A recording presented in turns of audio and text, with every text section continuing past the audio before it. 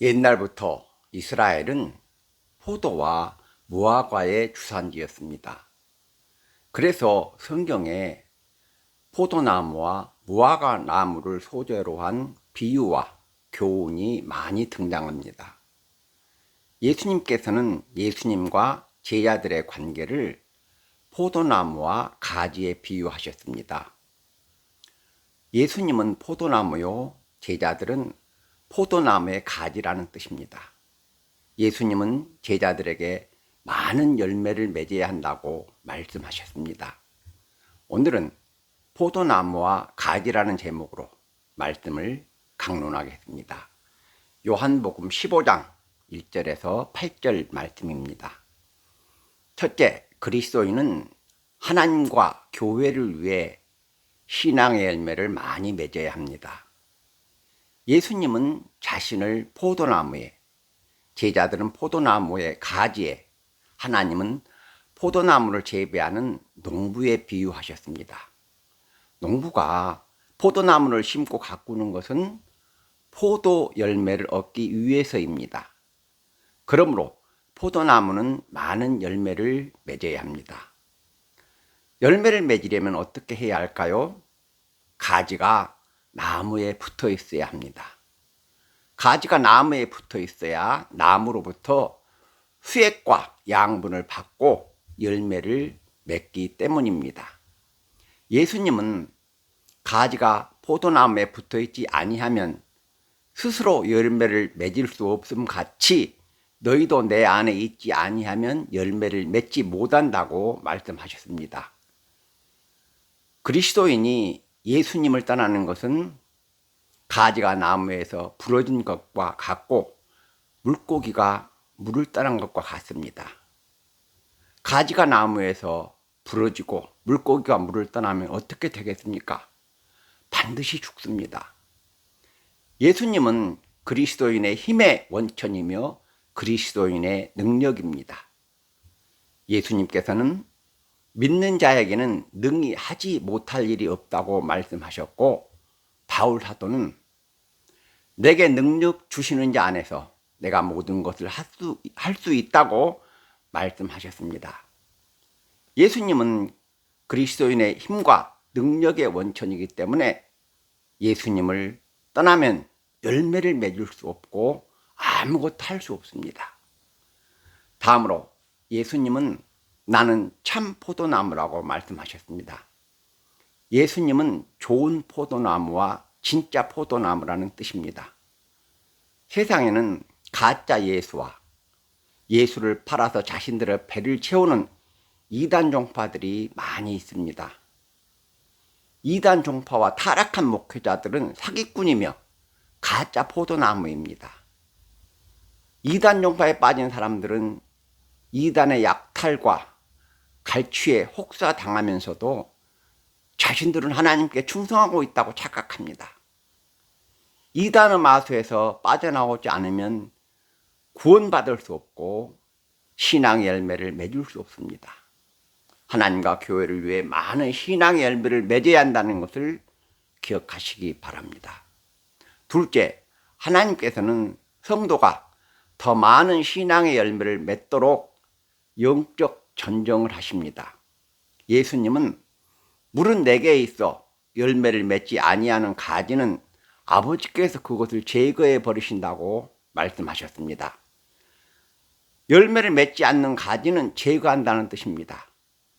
열매를 맺지 않는 가지를 제거해야 나무의 수액과 양분이 열매와 열매 맺는 가지로 가기 때문입니다. 열매 맺지 않는 가지로 가는 수액과 양분이 열매 맺는 가지로 가면 얼마나 많은 열매가 열리고 얼마나 열매가 탐스럽게 자라겠습니까?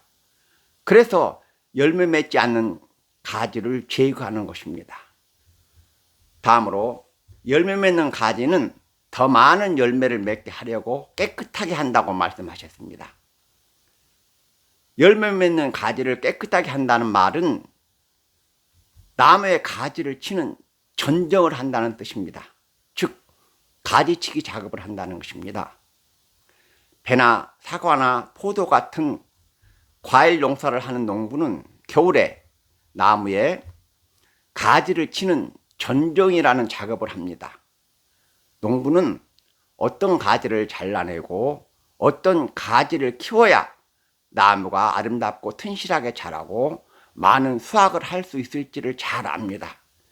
그래서 과일 나무의 가지를 치는 전정이라는 작업을 하는 것입니다.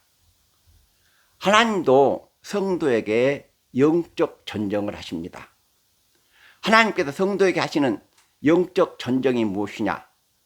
성도의 신앙생활에 방해가 되는 요소들을 제거하는 것이 영적 전정입니다. 사람이 예수를 믿고 하나님 은혜를 받아도 우리의 성품과 생활 속에는 죄악의 잔재들이 남아 있습니다. 그래서 하나님께서 영적 전정을 하시는 것입니다. 하나님께서 성도에게 영적 전정을 하시는 방법이 무엇이냐? 고난과 시련입니다. 고난과 시련을 통해 성도의 생활과 의식 속에 있는 죄악의 잔재들을 제거하시는 것입니다. 하나님은 고난과 시련을 통해 성도 생활과 의식 속에 있는 죄악의 잔재를 제거하는 영적 전정을 하신다는 것을 기억하시기 바랍니다. 셋째, 열매 맺는 성도가 하나님께 영광을 돌리고 예수님의 진짜 제자가 됩니다. 예수님은 너희가 열매를 많이 맺으면 내 아버지께서 영광을 받으실 것이요 너희는 내 제자가 되리라고 말씀하셨습니다. 그리스도인이 많은 열매를 맺어야 하나님께서 영광을 받으신다는 말씀입니다. 성도가 직접 하나님을 사랑하고 직접 하나님께 영광을 돌리는 방법은 없습니다. 하나님은 고난 중에 있는 형제를 사랑하고 자유와 정의를 구현하기 위해 투쟁하며 예수 믿고 새 사람으로 거듭나고 변화된 성도를 통해서 영광을 받으십니다.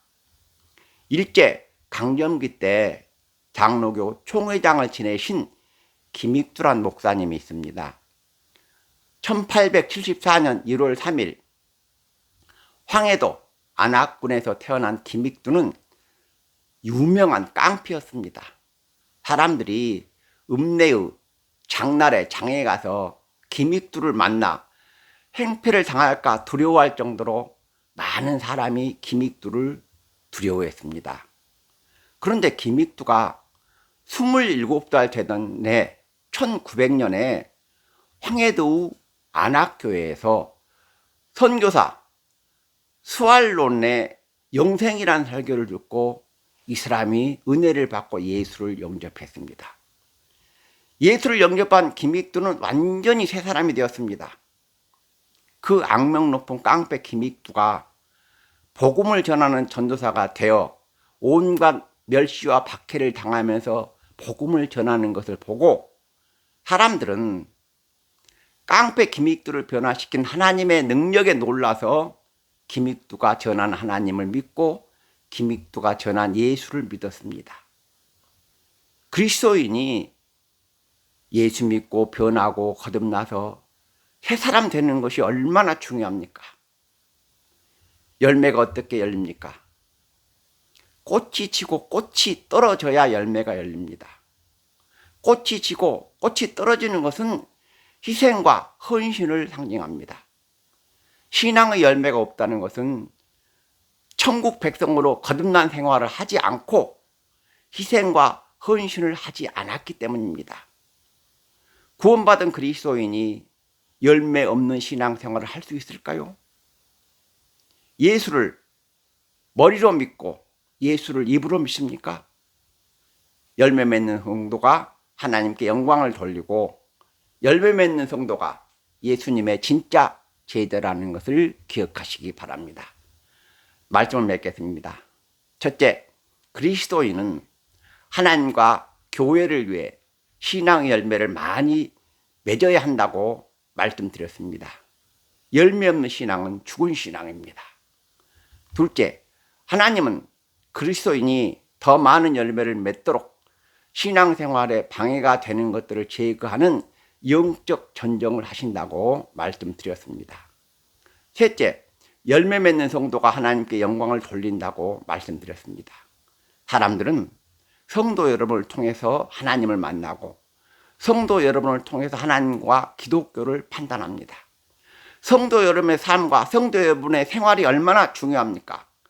아름답고 선하고 의로운 신앙의 열매를 많이 맺어서 하나님께 영광 돌리시고 많은 사람을 하나님 앞으로 인도하시는 성도 여러분이 되시기를 주님의 이름으로 축원합니다. 아멘.